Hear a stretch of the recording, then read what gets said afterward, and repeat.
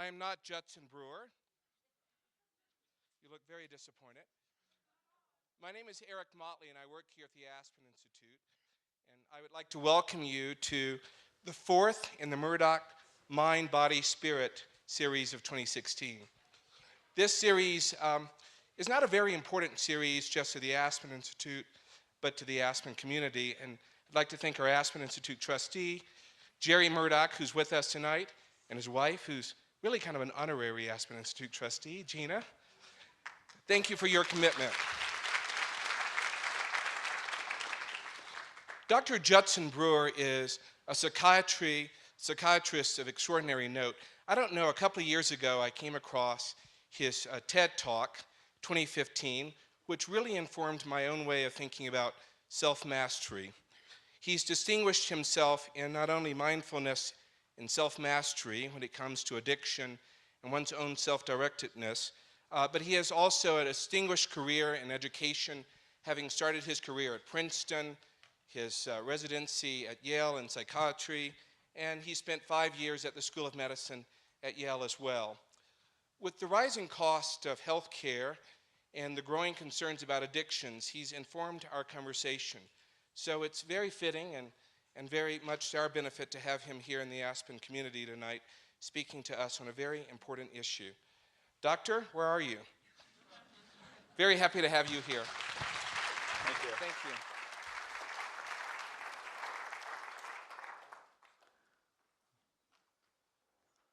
It's a great honor to be here, and I'm really excited to be with you all this evening. And what I'd like this to be is really a conversation that we have so that we can play with some of these concepts together and see how much we can embody and even take out of here this evening with some tangibles to play with.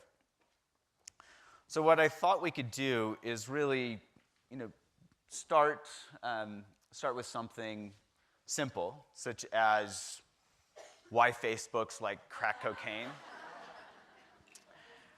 Move on to why McDonald's does so well, how Lolo Jones could have won the Olympic gold medal, and finally, how we can all become a Buddha in 9 minutes. So that's a lot. Let's see what we can do and see how far we can get. So I'm going to start with this. Maybe some of you have seen this.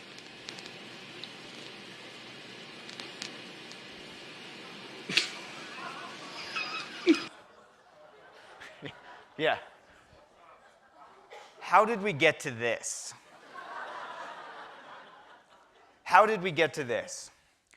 So in the simplest form, we can think of this as trigger, behavior, reward, right? Something about our cell phones is now so compelling that we're doing all sorts of crazy behaviors that are leading to things that we think are rewarding, but also consequences such as falling into fountains, driving while texting that's now considered more dangerous than drunk driving, all of these types of things. So this is the place we're going to start. Trigger, behavior, reward. And I love this quote. The difference between technology and slavery is that slaves are fully aware that they are not free. So hopefully we can raise a little bit of awareness together this evening so that we can be a little more free in whatever ways that we are not. So I'll start with a little bit of a story.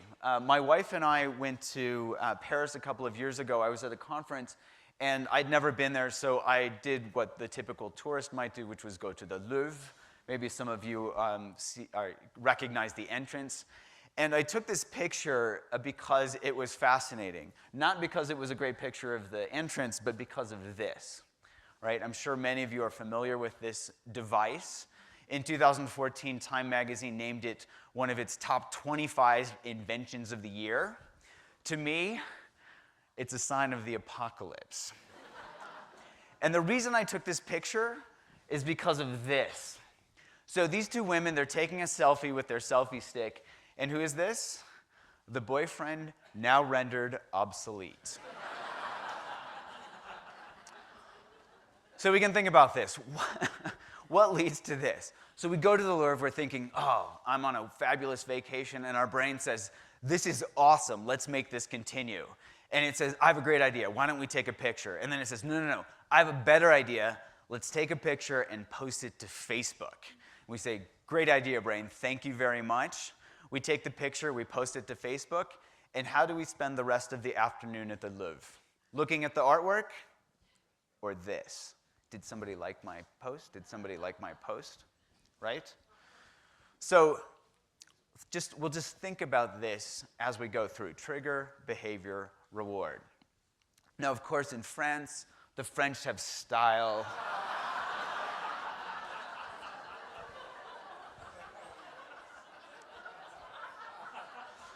But how does this get set up?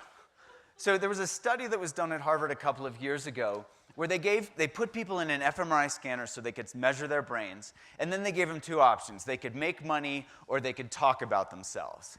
Guess what people chose to do? Maybe they didn't offer them enough money. Now, when people self-disclosed, they lit up a part of their brain called the nucleus accumbens, which is the same brain region that gets activated when we smoke crack cocaine. Same brain region, actually, that gets activated with any drug of abuse. Nucleus accumbens gets activated. So think about Facebook. We post, and then we start getting these dopamine hits that go to our nucleus accumbens that say, yo, somebody just liked your post, somebody just liked your post. And then we start looking and anticipating that next hit. Now, in science, they call this intermittent reinforcement, which is what the casinos use to get people to gamble, which means they give you a reward, you get a payout, but you don't know how often you're going to get it. And they titrate it to the point where you get paid just enough to keep gambling, but not enough that they're going to lose money, okay? Intermittent reinforcement. There was another study that came out a year later where they could actually predict the amount of time that people spent on Facebook based on how much their nucleus accumbens got activated. So the key point here is trigger, behavior, reward. So this reward is something that's inherent. It's in our DNA. It's in our genes. And it was actually set up so we'd remember where food is.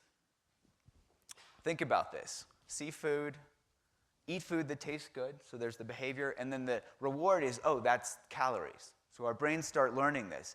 In modern day, we've co-opted this in all sorts of different ways, including Facebook. Now, it's interesting, when you look at Facebook, it gets so addictive, they call this now Facebook addiction disorder, that so our brain thinks, okay, Facebook, when I post pictures to Facebook and people like them, it feels good, I get that reward. And then our brain says, well, when I'm not feeling so good, what should I do? And it says, I have a great idea, let's go on Facebook. So we go on Facebook to regulate our moods, which of course doesn't work, and leads to negative outcomes. In fact, you can predict, there's an odds ratio of depression. You're more likely to be depressed on the y-axis here the more you use social media like Facebook. You can see a linear correlation here. So how does this get set up? We've talked about how this is an evolutionarily conserved process that our brain uses. When was this first described? It's interesting. 2,500 years ago, the Buddhist psychologists described this to a T. And what they said was, okay, a trigger comes into our mind, and back then the mind wasn't here, it was actually somewhere in our liver or guts. Something comes into the mind and it gets registered as either pleasant or unpleasant. So we see something or we eat something that tastes good, it's pleasant, and our brain says, oh, eat some more. If it's unpleasant, if it's poisonous, we spit it out immediately. It says, unpleasant, make that go away. And then we learn to start to crave the pleasant, for the pleasant to continue and for the unpleasant to go away each time we do those behaviors. Now, the way they described this was that this leads to the birth of a self-identity, this concept of me. And we think of this in modern day as memory. We lay down memory. Oh yeah, that was good, do it again. That gets reinforced every time we do this. Now, it's interesting, they added an aspect of this, and this is a loop, but at one place in the loop, and they deemed this number one somewhat arbitrarily, they call this ignorance. They say we act out of ignorance. Now, in modern days, we have a different term for this. This is called subjective bias. And what we think of now is we act out of bias. We learn something, our brain learns something, and we start to see the world a certain way. We start to see the world through post on Facebook glasses, or we start to see the world through, oh, if I eat chocolate, I'll feel a little bit better glasses. So this habit starts getting reinforced. Subjective bias. We start to see the world a certain way, and that worldview is skewed. It's through our own lens.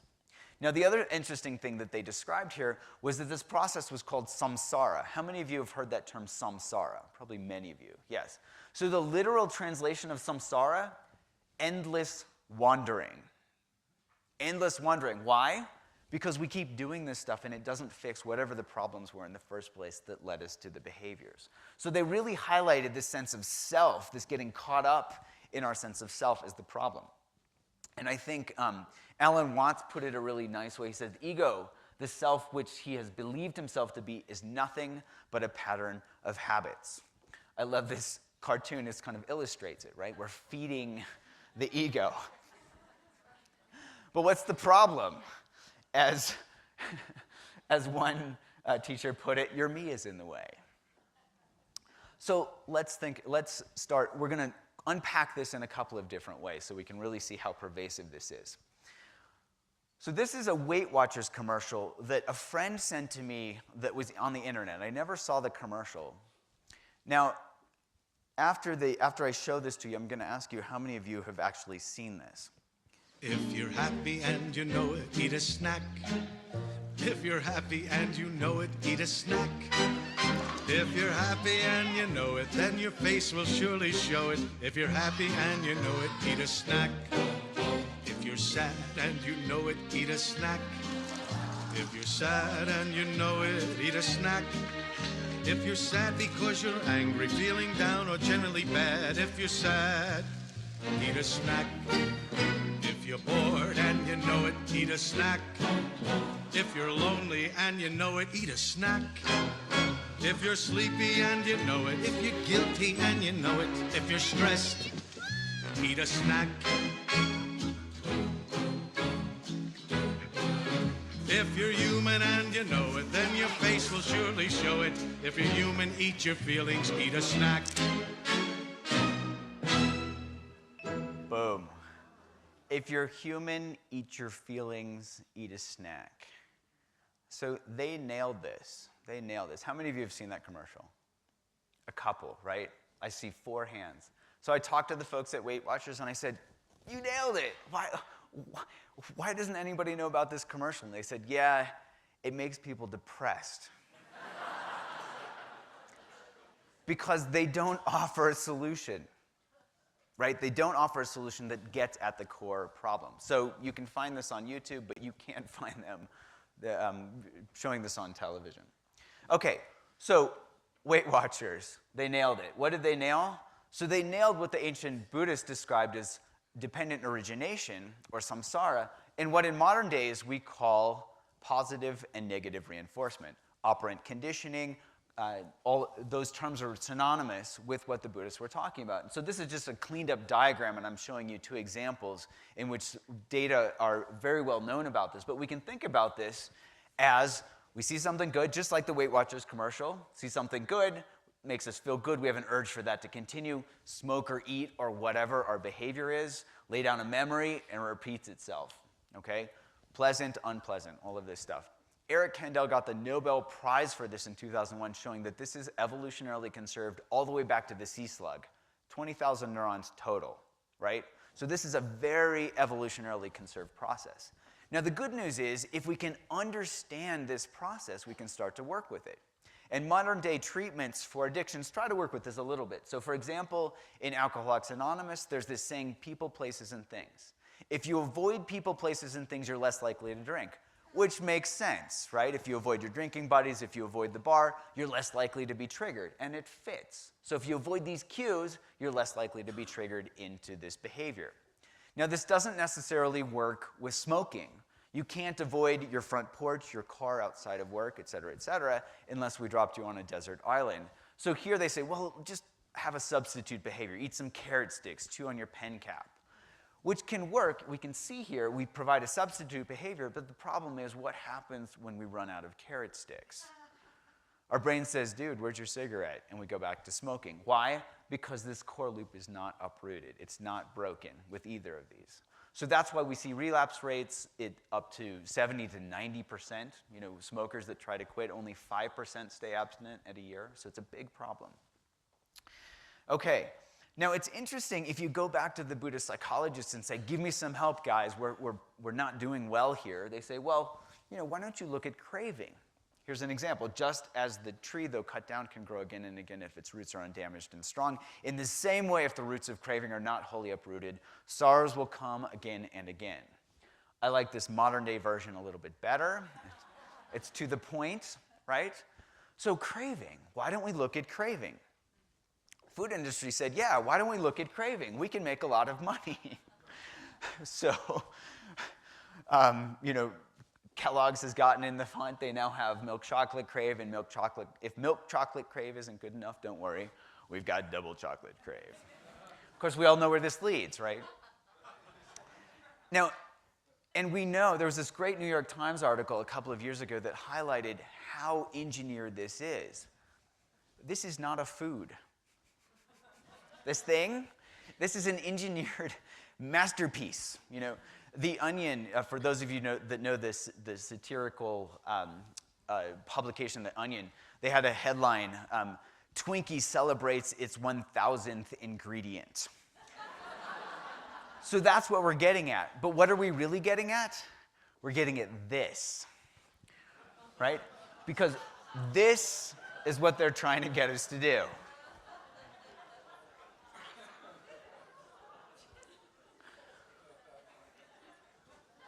Okay, so understanding mechanism is really important, right? We can use it, it's a double-edged sword. We can use it for good and we can use it for gain. So what next? What can we do about this? So again, we can turn back to the ancient Buddhist psychologists and say, hey guys, give us some help here. We're swimming upstream. And probably many of you are familiar with the term mindfulness. Time magazine, they tend to do this, white, skinny women on their covers. But that aside, there's a lot of interest in mindfulness now. So what's mindfulness about? If you're not familiar with it, Jon Kabat-Zinn, who founded the Center for Mindfulness at which I work, he gave a very simple definition: paying attention in the present moment, on purpose, non-judgmentally. So what do we mean by this? This is really about paying attention to what's happening and noticing that push and pull that we talked about with operant conditioning. Notice when we're sucked into things so that we can just be aware of that and step out of that process. And if we bring this back mechanistically to our understanding of our behavior, the idea is we can bring this wedge of awareness and notice our urges to act. And instead of habitually acting, we can bring awareness so that we have a choice rather than being lost on autopilot. Now that's the theory, and we'll see if this actually works. Mindfulness is a relatively young field scientifically. Here are just some examples of how it's helpful. But again, this has only been around scientifically for past 35, 40 years, so very, very young field. Some promising results. I love this one. There was a study that came out a few years ago. If you train graduate students to pay attention, they do better on exams. Brilliant, right? So anyway, it can get a little, kumbaya, but the idea is you can actually affect hardcore things like anxiety, depression, pain, addiction. So how does this actually work? I'll just walk us through this in terms of addictions. So how could actually paying attention to our habits actually help us change our behaviors? It seems kind of counterintuitive. So here's an example of somebody in our training. What we do is we train people to we tell them to go ahead and smoke. We say, just go ahead and smoke, just pay attention as you do. Here's an example of what people notice. She said, mindful smoking, so she was paying attention to her smoking, every moment of it. She said, it actually smells like stinky cheese and tastes like chemicals, yuck. Now this is a really critical piece here, because she came to our program wanting to quit smoking. She knew cognitively that she needed to quit, yet she couldn't do it. So this cognitive aspect wasn't doing it for her. And we know why that doesn't work. Our prefrontal cortex, which is what we need to do cognitive things, is the youngest part of our brain from an evolutionary perspective. It's the first part of our brain that goes offline when we get stressed out. So how can we rely on it when we need to change habits that are based on stress? It just doesn't work.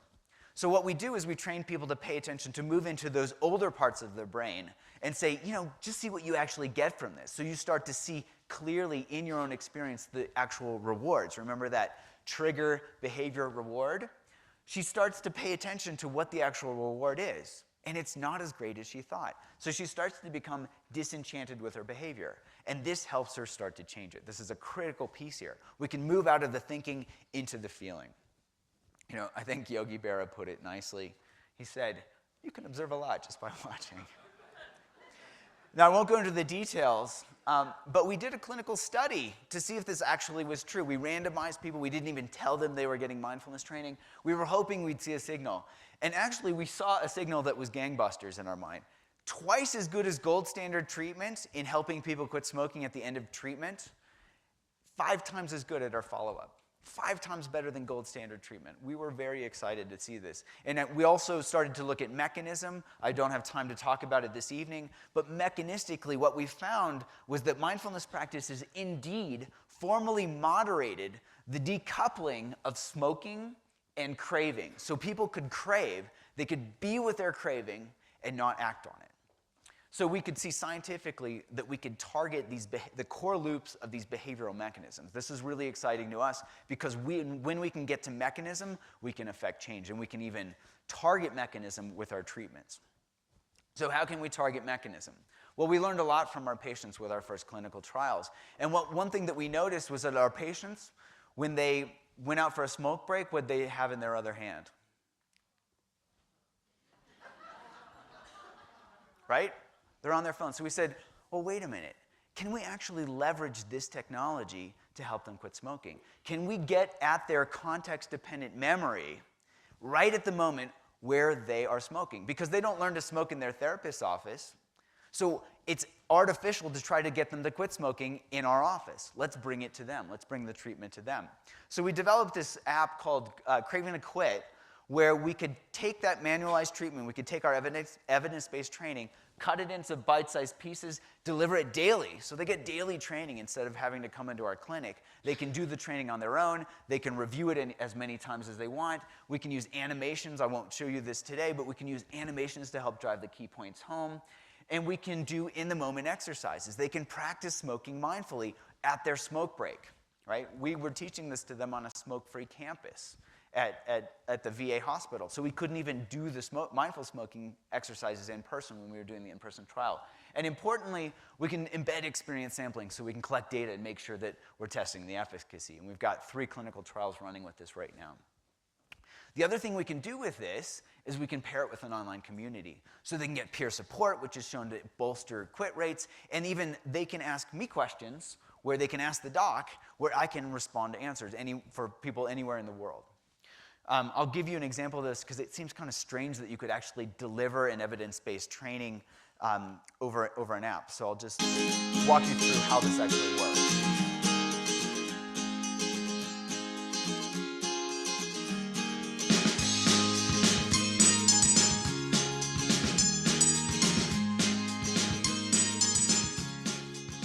Welcome to Craving to Quit, a 3-week program that will help you quit smoking. This training, delivered live at Yale University, has been shown to be twice as effective as other quit smoking therapies. Now I'll walk you through the basic idea about how habits are formed.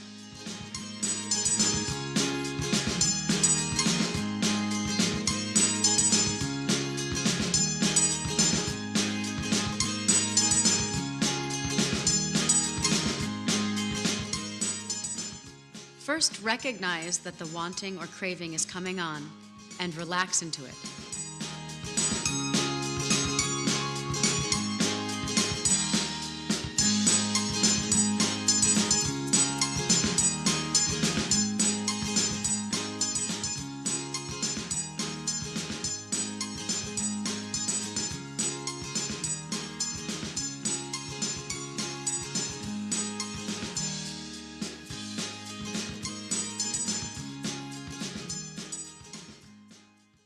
Now, it was really interesting when we were doing pilot testing with this program at the beginning, we had some people telling us, I'm actually changing my eating based on this. And I said, say that again.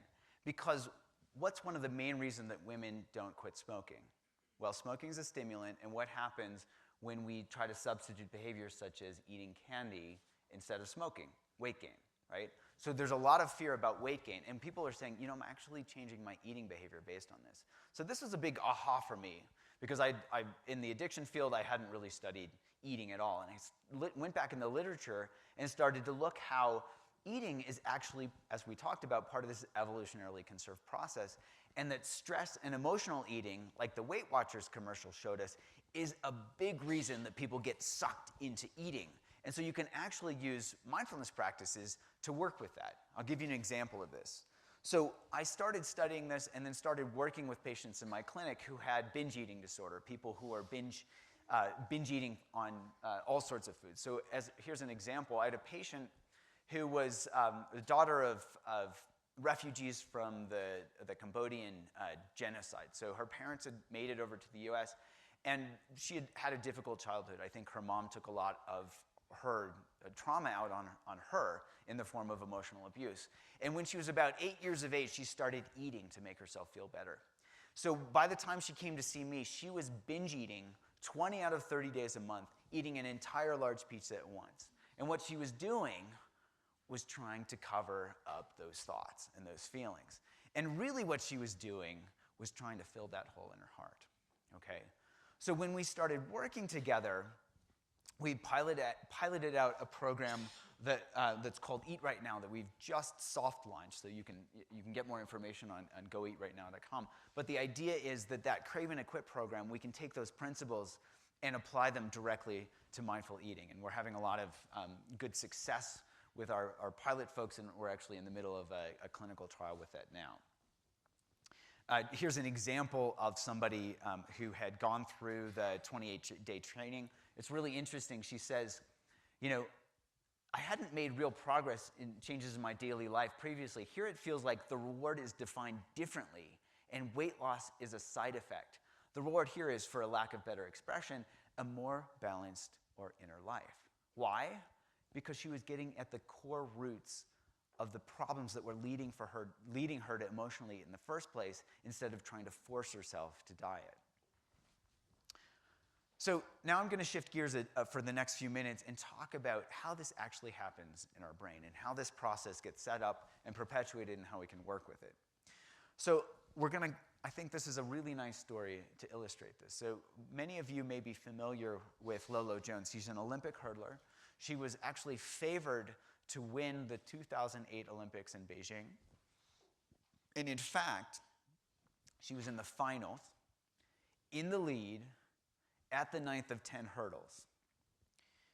And in an interview with Time magazine, she said, I was just in an amazing rhythm. And then I knew at one point I was winning the race. It wasn't like, I'm winning the Olympic gold medal. It just seemed like another race. And then there was a point after that where I was telling myself to make sure my legs were snapping out. So I overtried. That's when I hit the hurdle. So instead of letting herself do what she had trained for many, many years to do, which was to run, she got in her own way. Now, the critical piece here, it wasn't that she had thoughts. So there's all this, people come to us all the time, they say, I just need to rid myself of my thoughts. And I say, good luck. It's not about ridding ourselves of thoughts. She had thoughts. I'm winning the Olympic gold medal. It was when she got caught up in her thinking. I need to make sure my legs are snapping out. She got caught up and she tripped. So that's the critical piece here.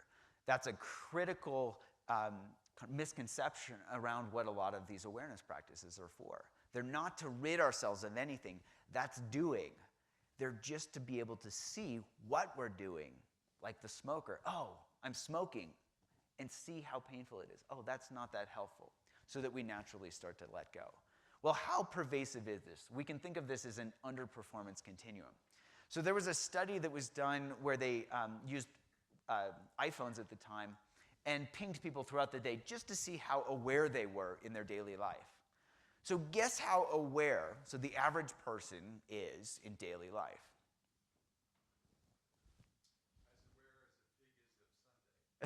As aware as a pig is of Sunday, which is, I'm going to translate that to about 50%. Absolutely, that's right. So about 50% of the time, we're not paying attention. We're lost in the past, we're lost in the future. What this study also pointed out, they said on average, when they studied they asked how happy people were when they were aware or not aware, on average, they were less happy when they were daydreaming. Even on, when they aggregated all these things together, they were less happy than when they were paying attention, no matter what they were doing. So they concluded that a wandering mind is an unhappy mind. Now, if we think of this continuum, getting caught up in daydreams, it's great. We can say, snap out of it. The teacher says, hey, are you paying attention? We snap out of the daydream when we're back in the classroom. Wouldn't that be great if we could do that when we start to get caught up in stress? Hey, snap out of it. Oh, great. Now I'm not stressed anymore, right? It's kind of like our parents saying, just relax, and we get more tense. So stress farther along on the continuum, and of course, on the far end of the spectrum, addiction. The definition of addiction is continued use despite adverse consequences. So we're continuing to do whatever, and use includes cell phones, texting, blah, blah, blah, blah, blah. Not just the addictions that we classically think of, but continued use, continued behavior despite adverse consequences, such as car accidents, losing, I'm sure we've all seen people at restaurants where the entire family's on their phone instead of in conversation. That's an adverse consequence in my mind. So continued use despite adverse consequences. This is so sucked in, we know it's bad for us and we can't do anything about it. Now, the fact that this happens, as much as a pig is aware of Sunday, means that we can study it, right?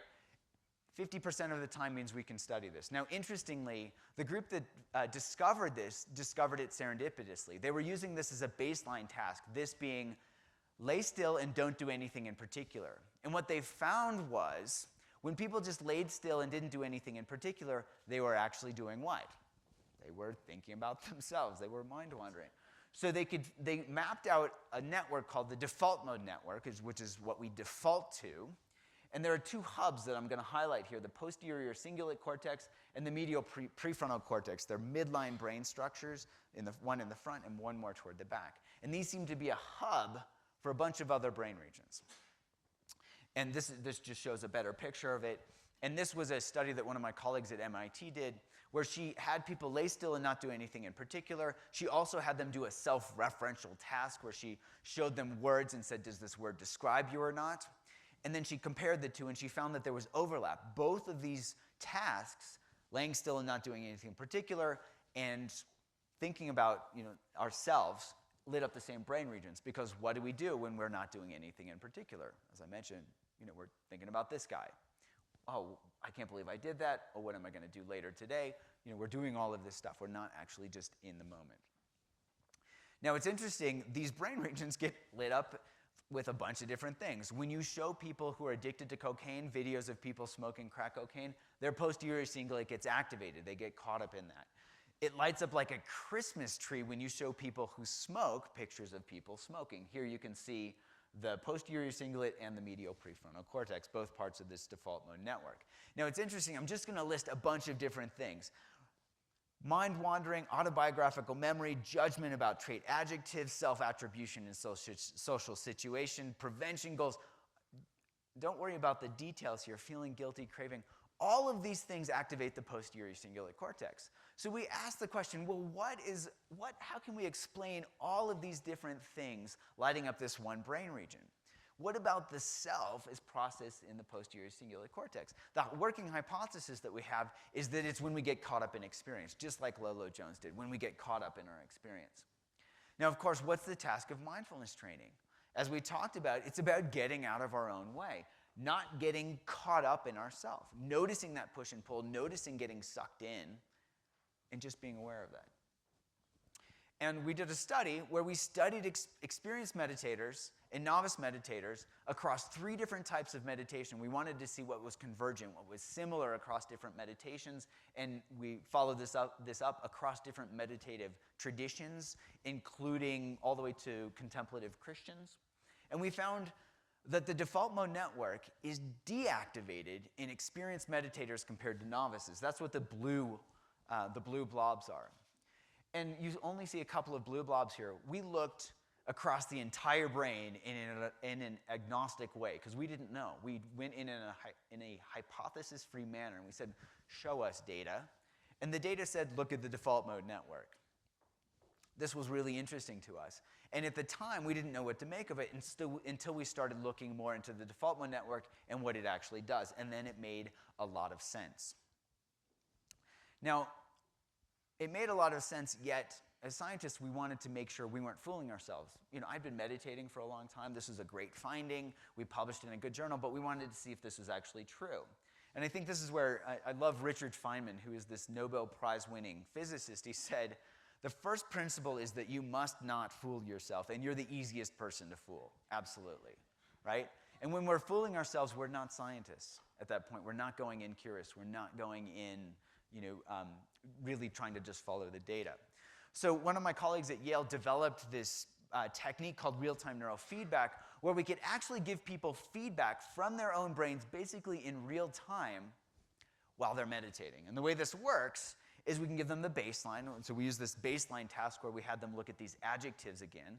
And then we had them meditate while we gave them feedback from their posterior cingulate cortex. We also did a bunch of control experiments, which I won't go into, to make sure we weren't fooling ourselves.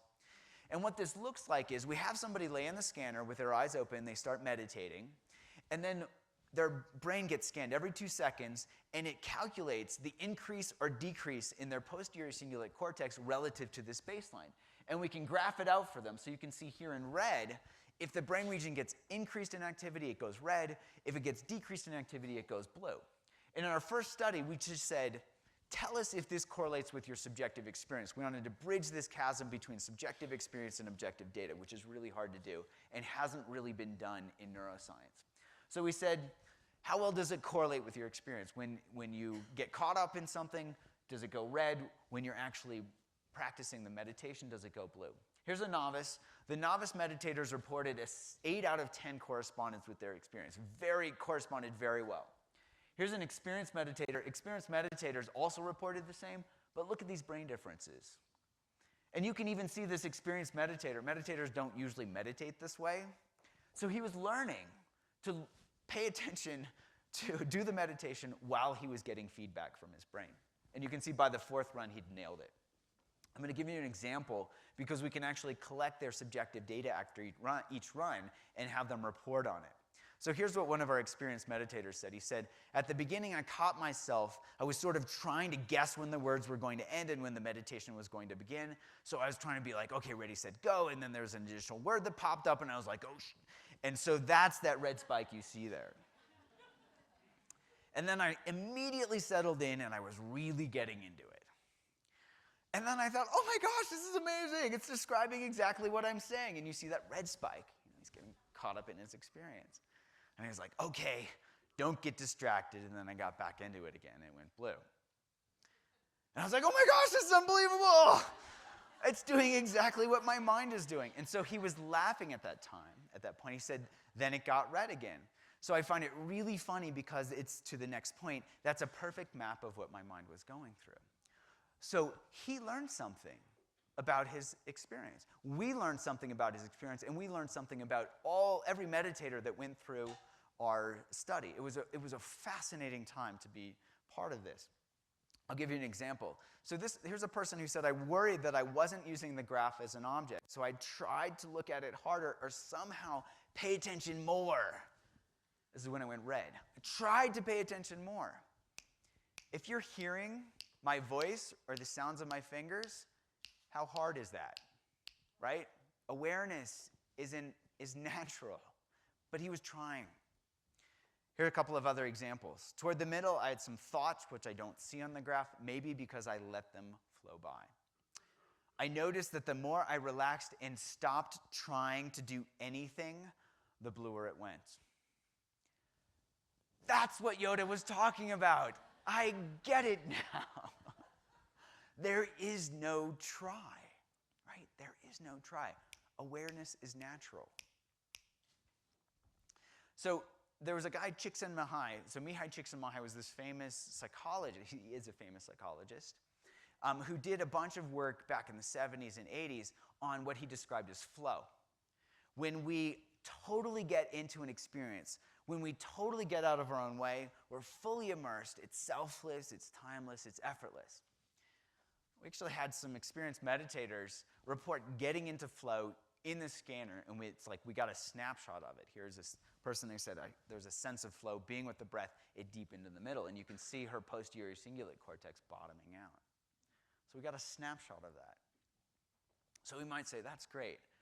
Are you kidding? So these meditators were very experienced meditators. On average, they'd practice about 10,000 hours.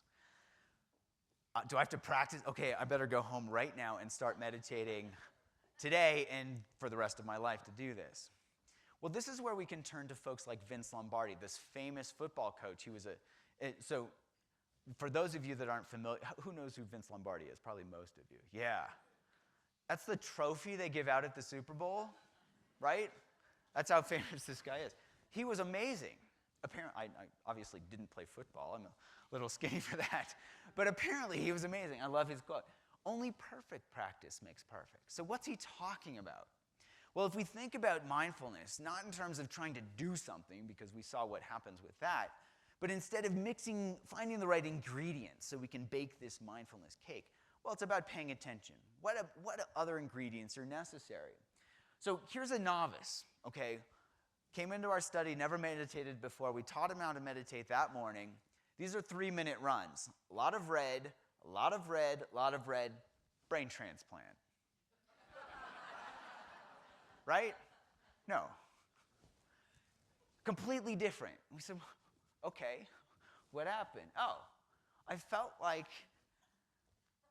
a lot more relaxed. It was less of a struggle to prevent my mind from wandering.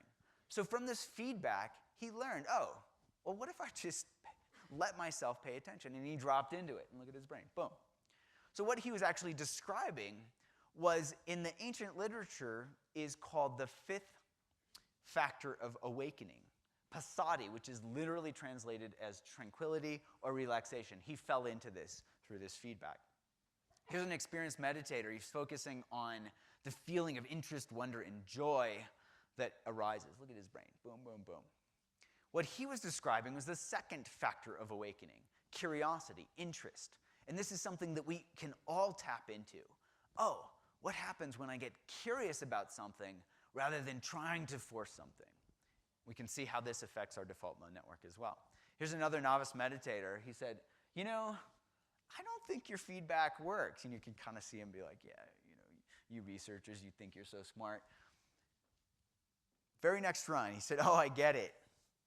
Focused more on the physical sensations instead of thinking in and out. So instead of getting caught up in his thinking, he dropped into his body, which is what these practices are about. So this is about getting out of our own way, dropping this me doing something and just being with the breath. So these are fMRI studies that I showed you. Obviously, that's not something that's that clinically useful. We're now testing techniques where we can give that same type of neurofeedback with special EEG apparati, where we can estimate specific brain regions as compared to just EEG on the scalp. And we can give people neurofeedback from that. The best way to, so actually we had somebody come into our lab and donated his brain to help with this, a guy that some of you might know named Anderson Cooper, and I'll just show you his experience in our setup. We've got the physical, exercise components down, and now it's about working out how can we actually train our minds. Dr. Brewer is trying to understand how mindfulness can alter the functioning of the brain. He uses a cap lined with 128 electrodes. We're going to start filling each of these 128 wells with conduction gel. The electrodes are able to pick up signals from the posterior cingulate, part of a brain network linked to memory and emotion. This is all just picking up electrical signal from the top of your head. Since attending the mindfulness retreat, I'd been meditating daily and was curious to see if it had an impact on my brain. We're going to have you start with thinking of something that was very anxiety-provoking for you. Okay. When I thought about something stressful, the cells in my brain's posterior cingulate immediately started firing, shown by the red lines that went off the chart on the computer screen. Just drop into meditation. Okay. When I let go of those stressful thoughts and refocused on my breath, Within seconds, the brain cells that had been firing quieted down, shown by the blue lines on the computer. That's really fascinating to see like that. Dr. Brewer believes everyone can train their brains to reach that blue mindfulness zone, but he says all the technology we're surrounded by makes it difficult. So what we can do, just to sum this up, is we can revisit this reward-based learning paradigm. If we can understand how our brains work, how they naturally work, we might be able to tap into this system, this trigger behavior reward. And I just gave you a couple of examples of this. This even applies to getting caught up in our own ideas, our own thought patterns. It even applies to getting caught up in a romance, that first part of a romantic relationship where our colleagues are like, dude, what are you addicted to? All of these, a whole bunch of different types of behaviors that we think are rewarding. Now, here's something that we can start to investigate through these awareness practices. So there's a teacher who said, in their quest for happiness, people mistake excitement for real happiness. They never have the chance to experience the greater joy that comes with peace and tranquility. And when we give things like feedback, or we help people pay attention to their experience, they can start to recalibrate their reward system. Oh, is that actually as rewarding as I thought? And we can even start to apply this to other aspects, to broader aspects of our lives. I'll give you an example. Many of you know this guy. Kids are mean, and it's because they're trying it out. They look at a kid and they go, "You're fat." And then they see the kid's face scrunch up and they go, "Ooh, that doesn't feel good to make a person do that." Right. But they got to start with doing the mean thing. But when they write "you're fat," then they just go, that was fun. I like that. Yeah. Scary, huh? This is where cyberbullying comes from. And what he pointed out was, if we can't have those natural feedback loops where we see the results of our actions, whether we blind ourselves to them or technology blinds us to them, our reward systems get jacked out of control in ways that are harmful. So we can start to move from prescriptive ethics, like, oh, you should do this, you shouldn't cyberbully, to embodied ethics. Oh, when I'm a jerk, it's painful. That wisdom arises out of our own natural experience, without our parents, without society, without anybody having to tell us anything except pay attention. And I think Abraham Lincoln put this beautifully.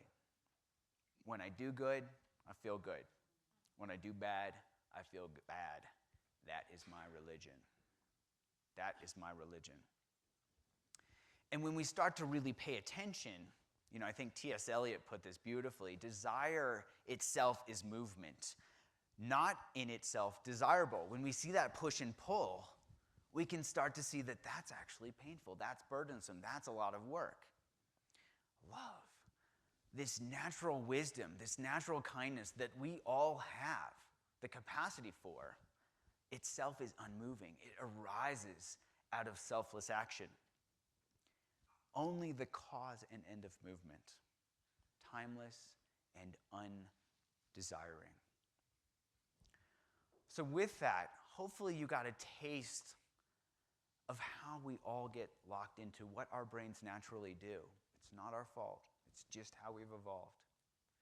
Locked into this, and how we can take that same natural reward-based learning process and tap into the rewards that are more naturally rewarding and more connecting rather than selfish. So I will stop there, and I want to thank in particular our subjects and all the folks that did this work. And if you're interested in more information, here are a couple of resources that you can play with. So thank you very much, and I'd be happy to take some questions.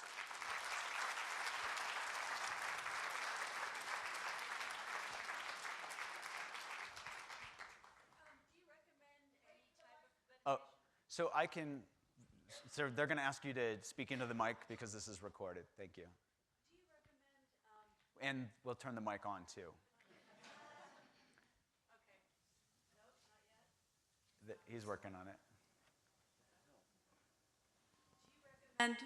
Do you recommend one type of meditation over another, or have suggestions for a novice? Great question. It's see how all of these practices evolve. There are a number of different schools, even in Buddhism. There are a number of different spiritual traditions. For example, my wife practices in the Christian contemplative tradition. What I would recommend is that people find what works best for them, because all of these at their heart are spokes leading to the same hub. Thank you for the question. Great one. Please. Hello?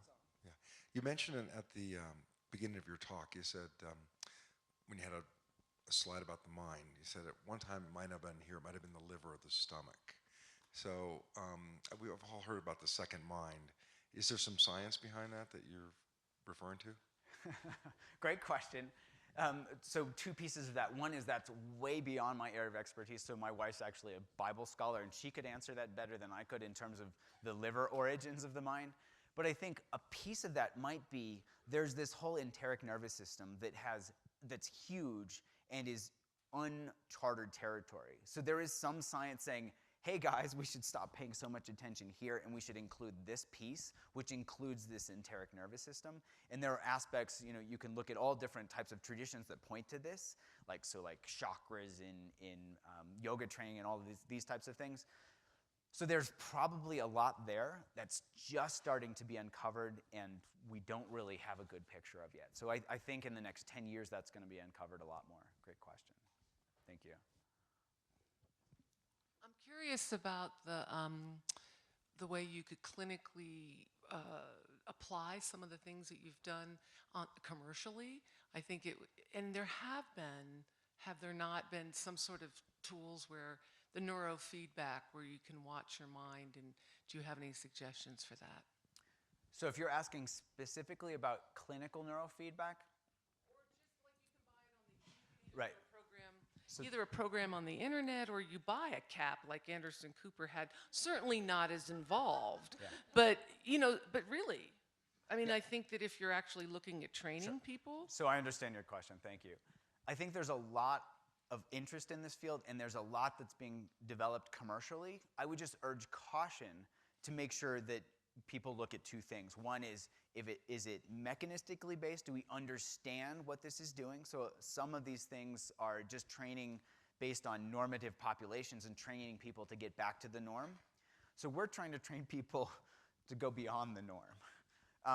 And the other piece is, our lab's the only place that I know of that is doing source-estimated neurofeedback. So this is an $80,000 rig to do this special thing.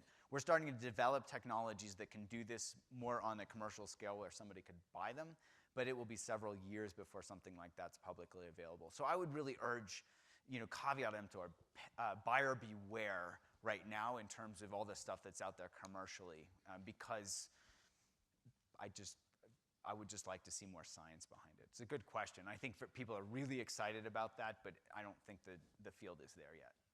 And I say that from a first do no harm perspective, so I'm going to be a little more conservative than other folks might be.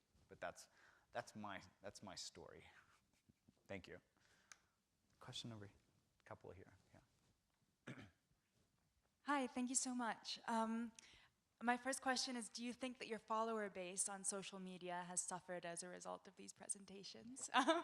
People turning less to their phones and more to their friends. But more seriously, do you have any recommendations, tools, or resources for people with friends or family, loved ones that are suffering from addiction, that we'd love to see go to that place of uprooting the causes of their craving?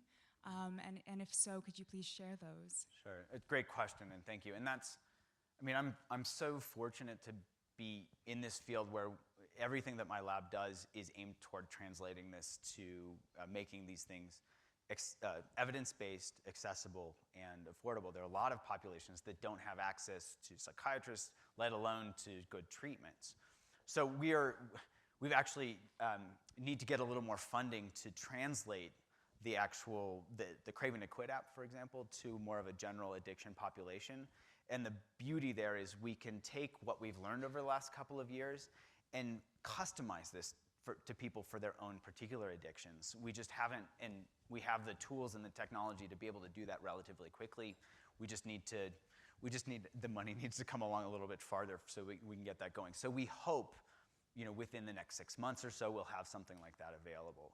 And the beauty of that is evidence-based, accessible to anybody that has a phone, a smartphone, and that's a growing population. Even in the underserved population that I serve, they're more likely to have a smartphone than a computer.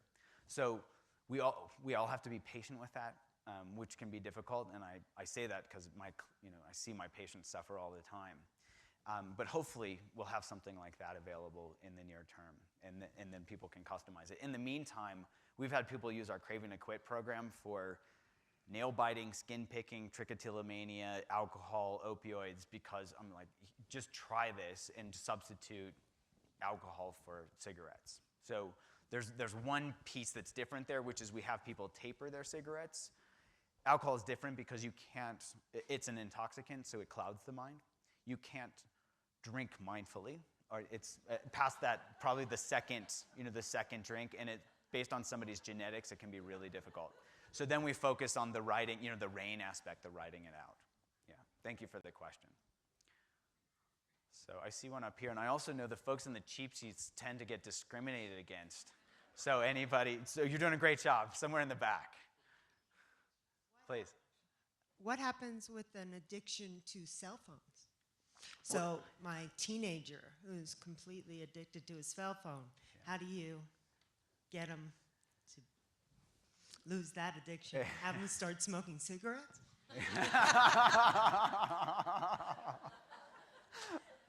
No. But I love the humor behind that. So the idea here is, and this is something we can all play with, is to really, so first we can't, with teenagers it's great, it's a peril because anything that, so I don't have teenagers, but I imagine anything that we say to our teenagers, they're gonna be like, yeah, I'm doing the opposite. So it's really hard to mandate or try to force them with any of these types of things. But what we can do is help point out where X is causing harm. So if he or she is doing something and they're not, they feel like they're connecting with their friends, but they're not, we can point out, like, what's the difference when you text with your friends and they're right next to you versus actually turning and talking to them? Like the connection there is so much stronger. All we have to do is, I shouldn't say all, but it can be helpful to point out the rewards that are of actual connection versus the rewards that we think that we're getting from these things. It's a huge challenge, but knowing the principles gives you the wisdom to start to say, here's a teachable moment that doesn't sound like mom doing this. And so that's the challenge. The other piece there is curiosity. So we can be curious ourselves. What about this? What about this? What about this? And we can start to live this ourselves. So you probably never get stressed out and never, lash out at your kids. If you start to notice that and getting caught up in that, and you're less stressed, and they see the result of that, they'll be like, Mom, what are you smoking? I want some of that, right? And so that's a door that says, I'm doing this mindfulness practice or something like that. So that's what I'm trying to point out here is if we can understand how these things work, then we can start to apply them broadly. Yeah, great question. Thank you. I don't know where Oh, great. Thank you. I'd like to talk about the craving towards ritual, because I've been sober for nearly 16 and a half years. I haven't smoked pot for over 20 years, but there was something that was beyond a habit. When I was cleaning out the pot, the seeds and stems, packing the bowl, passing it in a community. And now what I do, I practice a First Nation tradition where I make sacred tobacco and mix that, pack a bowl, load it, and smoke the sacred chanupa and pass that around a circle. So it's still a positive craving I had when I was smoking pot. I want to hear about that positive craving towards a more effective means of realizing that with a sacred ritual. Right. So I think you're pointing out something of a distinction here. So what I heard from you was that in these rituals can be so beautiful in the sense that they are drawing us into the moment. And they're drawing us into community, right? With ritual, there's typically community. So we've got community, we're paying attention, and we're doing something with full awareness. So that, I'm guessing, feels different than the smoking of the pot previously. So the outcome, he says the outcomes are a lot different. Yeah, so that's something for you to investigate yourself. What's the difference between being in community, doing things in ritual, paying attention, as compared to being driven by my habits? And I'm guessing you'll know the answer yourself. Thank you for the question. It really points out the importance of reconnecting with community, which is something that we tends to be slipping away in modern society. So thank you for that. Yes. And I'm just going to mention, I know it's a little bit late, so I'm happy to stick around for about 10 more minutes. And so if you need to leave, you can quietly head out the back, as some folks are doing. As someone who tries to meditate but has no idea whether I'm doing it successfully, when I saw the blue and the red, I thought, oh, I would like to go to your lab and see if I'm doing it right. Short of the $80,000 equipment or coming to your lab, how can we, is there a way for us to tell if, like, well, that was good or that was mediocre? Is there a way to tell if that was good or that was or bad? Effective, I guess I should say. So, and I love the idea of effective. So we think of this as what's helpful, what's skillful, because good and bad fall into the judgment. And I think that's what you're getting at when you change the word from good to helpful or skillful. You know, it's beautiful. I think these tools can be helpful for us to be able to differentiate that excitement versus happiness. What we can do now, you can do this tonight, is start paying attention to any behavior that you have and just notice the binary of, does it feel like it's more moving in this direction? So for example, okay, let's do an experiment together. Ready? Didn't know you're coming to my lab. So in your own experience, so we're gonna do this together. So you get two options, contraction or expansion. So when you get angry, is it contraction or expansion? Contraction. Great. Okay. Contraction or expansion. How about fear? Contraction or expansion? Contraction. Okay. How about joy? Expansion. Okay. How about excitement? This is why I have a beard. Something to explore. Because this is often what we mistake. So, okay, let's do this. If you had one choice, so joy versus excitement, only one can fall into each category. Which one is more this? Joy or excitement? Okay, great. So now you get to go home and play with your own, we get to go home and play with our own experience. Whenever I do something, am I contracting? Mentally, physically, and both of these typically go together. This is why this is the Mind, Body, Spirit series. This is about everything, contraction or expansion. So the neurofeedback helps us calibrate this. When we can calibrate it in our own experience, we don't need that. And so these types of things can be helpful, but our aim is not to have people become dependent upon them. We want these to help people learn for themselves so we can enable them. They can be self-sufficient. And so that's what you can play with. Is there contraction? Is there expansion in my experience? In particular, you can start with any habit that you're trying to break. When you get caught up in that craving to do it. And when you just bring awareness, kind, curious awareness to that contraction, what happens? Just play with that. So thank you for the question. A couple of hands here. Well, I was reading the book by Dr. Paul Kalanithi where he was talking about when he was at the Stanford lab during neuromodulation and putting signals into the brain to basically get at some of the really difficult psychiatric problems. And of course, you know, he died. So I'm just wondering if those types of, the type of research he was doing is being carried on, because that seemed to be a very far-reaching research that he was involved in. Yes, so I think that in the neurostimulation field is a burgeoning field. And I don't know a whole lot about that except that the clinical trials they're very expensive and they're very invasive. So yes, I think that can be helpful. In my opinion, if we can find something that is scalable, cost-effective, and enabling, where people don't need all of these invasive technologies, that's something that I'm super excited about. So I can imagine that those can be helpful and we can probably learn a lot from that. And if we can apply that knowledge to provide, cost-effective tools, that's even better. Great question, thank you. Over here. Yes, I wondered if you have explored EFT in doing this, because it can take you there almost instantly. I mean, very, very fast. And I just was curious if you looked into EFT. What is EFT? Emotional and clearly freedom I have technique. not. I guess not, right.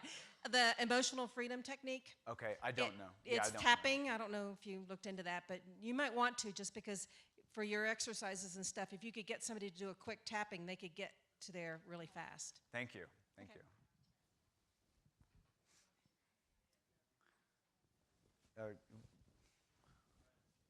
Please.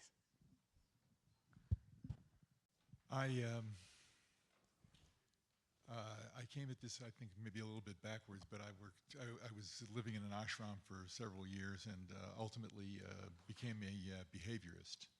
And there was a lot was being triggered, and the three-term contingency is the trigger and the behavior and the reward, and we might think of it as antecedent behavior and reinforcer.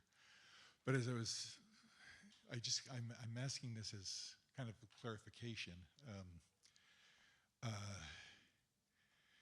It sounds to me like what you're talking about is having mostly to do with reinforcement, and the idea that a primary reinforcer, you don't have to learn it.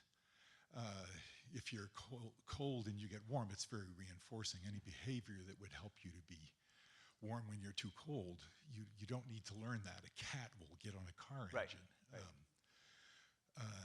But this has to do with learning reinforcement. And it also sounds like it's savoring. It's like taking reinforcement to a different level, so that the reinforcement of satisfying the craving is not as satisfying or as deep as the reinforcement of mindfulness when not satisfying the craving. Yes, yes. So I think you've said it very well, and that's the thing that we get to all explore. What's this type of reward, the dependent upon external things, versus this type of reward where the behavior is simply paying attention, getting curious about what I'm doing, and seeing the reward of letting go. That becomes its own Skinner box, right? So what we thought was previously the best reward that we get was excitement, food, whatever, we can start to see there's actually a greater joy, there's greater satisfaction that comes with contentment, with this versus this. Yes, thank you. So I'll take 2 more questions, and then we'll finish up. So I see one back, and there were 2 people that already had their hands up. So you and the woman in the Okay, stripe. so is this on? So I'm a dentist, and this will probably shock a lot of people, but a lot of people are very anxious, fearful of going to a dentist. And so what I do with people is I get them to be very present in the moment. So I get them out of their fears, and I say, okay, let's see how this is going to be right now. And it takes a little bit longer, but not much longer, and they have a dramatically better experience because they experience that it actually doesn't hurt. The question is how to instill that, reinforce it, so when they come back, they have a better anticipation of it not hurting again. Great question. And the simple thing to play with is to point out the reward afterwards and say, remember this, right? Because it has to get reinforced through memory. Remember what it was like this time. Compare it to what it was like previous times, so that you can come back in and they'll be at a closer place the next time as well. And each time they do that, that gets deeper and deeper and deeper. Hello? We've been told over and over and over again that we must meditate, and I'm a psychotherapist. I teach a type of meditation, but I would love for there to be a meditation app that we could all go to and could learn pretty easily. And I have a number of them that I suggest to people, but do you have one that you particularly like and you suggest to the clients you work with? Good question. I think there are 2 answers to that. One is, and I think we heard murmurs from the crowd, there are a bunch of meditation apps like you're pointing out. I'm not going to endorse one over another. I would say really look to see what really works. At the Center for Mindfulness, we offer free meditations through our website, through the Center for Mindfulness. So There are always reputable, vetted meditations that are free. And a lot of these apps offer that as well. But I would say, have people really go to look to see what's helpful for them. Yeah. So I want to end by thanking you all. Hope that there's even a nugget in there that you'll go home and try, because this might actually be beneficial for the entire world. So thank you very much.